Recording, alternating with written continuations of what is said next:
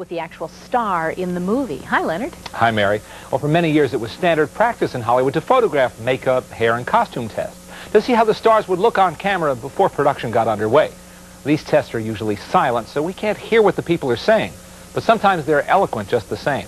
And that's certainly true of the Misfits hair and costume tests, which have just surfaced after 30 years. What makes you so sad? I think you're the saddest girl I ever met. There's an eerie parallel between the young woman Marilyn plays in the Misfits and the real-life Marilyn, who was always searching for happiness. But watching these costume tests for the film, one gets a very different impression. That of an effervescent and beautiful woman who feels comfortable with herself and right at home in front of the camera. Trying out one hairdo, she exclaims happily, "Now this is my style." Most of these costumes and hairstyles were approved by all concerned and used in the finished film, as you can see. But little else about the picture went according to plan. Marilyn's personal makeup man, Alan Whitey Snyder, remembers the rigors of shooting in Nevada. She wasn't in good shape at all.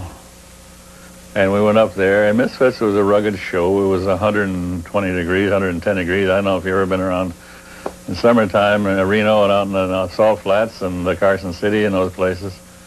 It's hot. And, of course, it took a toll. On top of that were personal pressures caused by Marilyn's deteriorating marriage to Arthur Miller, who'd written the film especially for her. By all accounts, not a happy production. Such a contrast to the feeling we get watching these tests. We showed the test to Kevin McCarthy, who played Marilyn's divorced husband in the Misfits, and he too was struck by the buoyancy of the woman we see in this footage. I think she wanted to be that person, that happy person that's everybody's idea of what it'd be like. What a great gal to come home to, all that beauty, all that sexuality, and so bouncy and funny and friendly. But underneath was all this other uncertainty.